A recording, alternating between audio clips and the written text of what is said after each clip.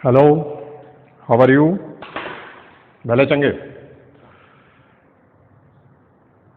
We are studying light. बेटा हमने अब तक जो स्टडी कर लिया, light is an electromagnetic wave. It creates sensation of vision on retina of our eye. After this हमने लाइट की प्रॉपर्टीज की स्टडी की थी। The first property is reflection. Reflection में कोई लाइट की रे इंसिडेंट होती है और उसी मीडियम में बाउंस बैक होती है। मतलब सिंगल मीडियम वाला कॉन्सेप्ट था, एक मीडियम में स्ट्राइक करती थी और उसी मीडियम में लौट जाती थी। रिफ्लेक्शन को इंक्रीज करने के लिए हम पॉलिश कर देते थे जस्ट लाइक अ सिल्वर। ग्लास की किसी सरफेस पर, प्लेन सरफेस पर हम सिल्वर से पॉलिश करते थे, जिससे रिफ्लेक्शन अधिक होने लगता था। रिफ्लेक्शन को बहुत डिटेल में स्टडी कर लेने के बाद another important property of light is refraction. जैसे कि कभी कभी आपने देखा होगा कि जो एक्वेरियम में जो फिश होती है या बाउल के अंदर जो फिश होती है वो बड़ी दिखाई देती है। ऐसा क्यों होता है? या फिर यदि हम किसी टैंक को देखें तो टैंक हमको थोड़ा सा उठा हुआ दिखता है, या हम किसी कांच की ग्लास में पानी डालें और उसमें एक पेंसिल डिप कर दें तो पेंसिल, हम जो सीधी पेंसिल थी हमको तिरछी नजर आती है। There are so many examples in our life. तो रिफ्रैक्शन बेसिकली क्या होता है हमें स्टडी करनी है। तो रिफ्रैक्शन के लिए सबसे पहले एक ट्रांसपेरेंट मीडियम का होना जरूरी है जिससे लाइट ट्रैवल कर सके। और वन ट्रांसपेरेंट मीडियम से जब लाइट अनदर ट्रांसपेरेंट मीडियम में इंटर करता है तो वो मीडियम लाइट के स्पीड पर असर डालता है और उस स्पीड के कारण लाइट रे का डायरेक्शन थोड़ा सा चेंज हो जाता है। मतलब लाइट रे थोड़ी सी बैंड हो जाती है। तो जब भी कोई light ray one medium to another medium में एंटर करती है तो उसका डायरेक्शन थोड़ा चेंज हो जाता है, उसका पाथ थोड़ा बैंड हो जाता है। इसे रिफ्रैक्शन कहा जाता है। हमें ऐसा लगता है कि रिफ्रैक्शन के लिए कम से कम दो मीडियम का होना जरूरी है। नॉर्मली ऐसा मान लिया जाता है, पर ऐसा है नहीं। अगर सेम मीडियम भी आइसोट्रॉपिक नहीं है, इस केस में लाइट वहां भी बैंड होता है। लेकिन बेसिकली ज्यादातर जो एग्जांपल्स मिलेंगे आपको वो टू डिफरेंट मीडियम्स के मिलेंगे। फॉर एग्जांपल, एक वाटर बॉडी है, कोई तालाब, कोई नदी, कोई झील, और इस पर लाइट की एक रे इंसिडेंट होती है। लाइट जो इस आइसोट्रॉपिक मीडियम जो एयर है इससे ट्रैवल करता हुआ आ रहा है, स्ट्रेट लाइन पर आता है और ये दोनों मीडियम के बीच की लाइन है। This body is water body. इस केस में इस लाइट रे को नॉर्मली कैसे निकल जाना था? ऐसे चले जाना था। लेकिन ऐसा होता नहीं है, बल्कि लाइट रे थोड़ी सी बैंड हो जाती है।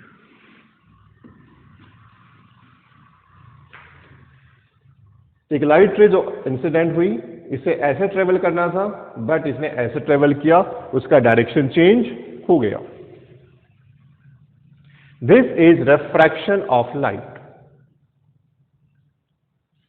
इस केस में अगर यहां पे एक नॉर्मल पुट करें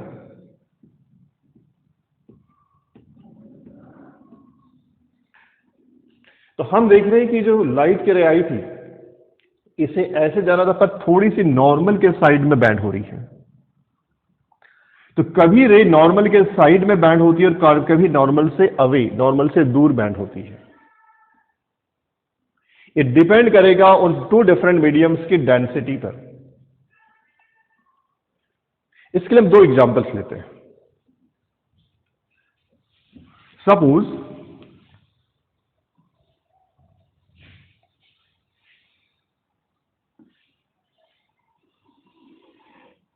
एक मीडियम है, सपोज ये एयर है और एक ग्लास है।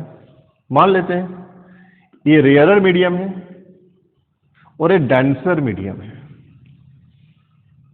जैसे कि एयर वाटर या air glass. Rarer medium and denser medium, एक लाइट रे इंसिडेंट होती है जिस पॉइंट पर इंसिडेंट होती है उसे सरफेस पर एक नॉर्मल ड्रॉ करेंगे।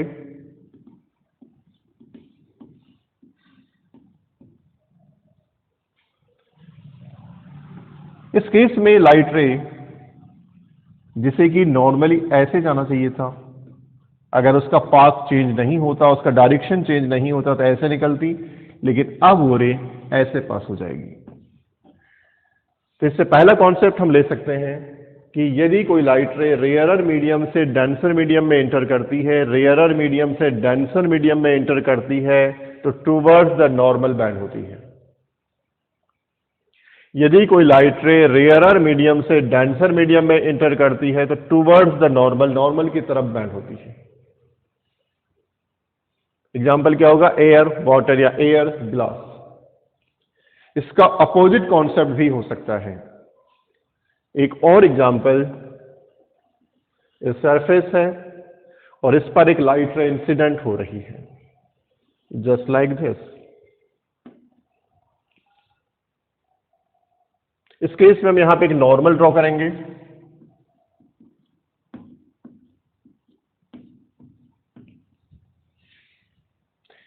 In this case this medium is denser and this medium is rarer, मतलब light ray rare denser to rarer enter हो रही है। इस केस में अगर मीडियम सेम होता तो लाइट रे तो ऐसे जाती, but new medium is rarer, that's why ये अवे नॉर्मल, नॉर्मल से थोड़ी दूर होकर के ट्रेवल करेगी। डिफरेंस क्लियर हो रहा? First condition rarer to denser, second condition denser to rarer. In the case of rarer to denser, light ray towards the normal band होती है। In the case of denser to rarer, light ray away normal band होती है। For example ये water होता और ये air होता, या ग्लास होता और ये एयर होता।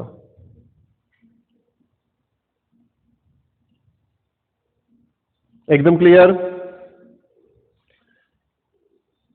तो this property is known as refraction. Suppose हम एक ग्लास स्लैब कंसीडर करते हैं, ग्लास स्लैब। इसके प्रैक्टिकल्स भी आप लोगों को करवाए जाते हैं। Glass slab, consider a glass slab.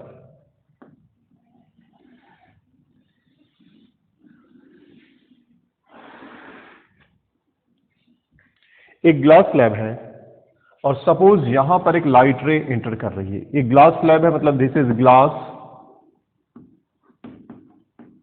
And बाहर क्या होगी? एयर। इस केस में सपोज एक लाइट रे इंसिडेंट होती है, जस्ट लाइक दिस। जहां इंसिडेंस होता है वहां हम सरफेस के परपेंडिकुलर, मतलब कि एक नॉर्मल ड्रॉ करते हैं। Suppose this ray is a ओ। इस केस में इस लाइट रे को यहां से स्ट्रेट, अगर मीडियम चेंज नहीं होता तो ऐसे जाती। Medium is air to glass, मतलब रेयरर टू डेंसर। किधर बैंड होगी? Rarer to denser, towards the normal. Light ray कुछ ऐसे आ जाएगी। इस केस में this ray is known as incident ray. AO is known as incidence ray. यहां से लेके यहां तक आई, इस जगह पे जहां पर फिर इंसिडेंस हो रहा है, क्योंकि मीडियम चेंज हो रहा है, फिर से हम एक नॉर्मल डिजाइन करते हैं। हम एक और नॉर्मल डिजाइन करते हैं। Suppose this is ODS, this is ओडेस।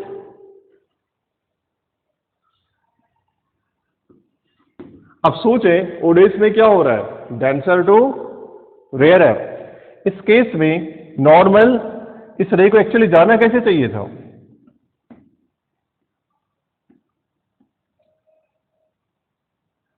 लेकिन ऐसे नहीं जाएगी, बल्कि कैसे जाएगी? वो बैंड हो जाएगी। ये पिछले वाली रे थी,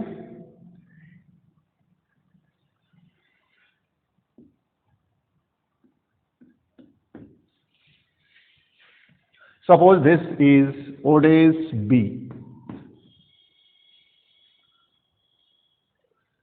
This is AO, incidence ray, O days, refracted ray, O days B, emergent ray. अगर इंसिडेंट रे को हम आगे बढ़ाए और इमर्जेंट को आगे बढ़ाए तो देख रहे हैं दोनों पैरेलल निकल रही है, क्योंकि दोनों के ये वाले मीडियम सेम आ रहे हैं, मतलब ये शिफ्टिंग होगी। This is known as parallel shifting.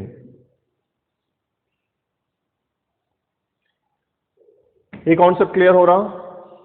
यहां जो एंगल बनेगा angle of incidence I, angle of refraction are.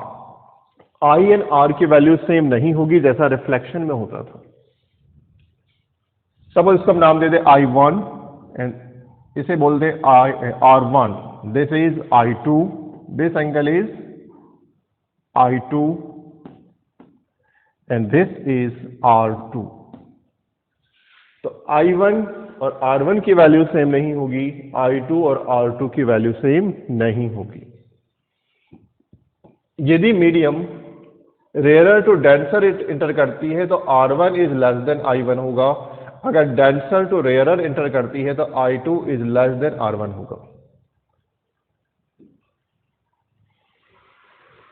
तो हमने इस एग्जांपल में, इस डायग्राम में हमने देखा कि अगर लाइट रे का रिफ्रैक्शन होता है किसी ग्लास स्लैब के थ्रू तो क्या होता है।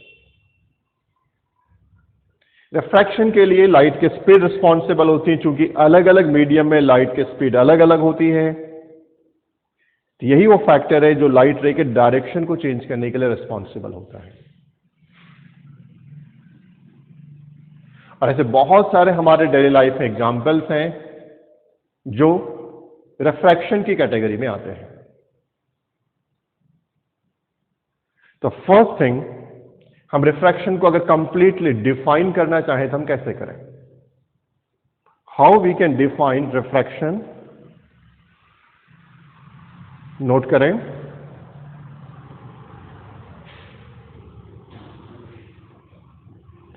जब रिफ्रैक्शन को हम डिफाइन कर लेते हैं, after this laws of refraction. इसके पहले हमने लॉज ऑफ रिफ्लेक्शन पढ़ा था, it is laws of refraction. तो चलिए देखते हैं लॉज ऑफ रिफ्रैक्शन।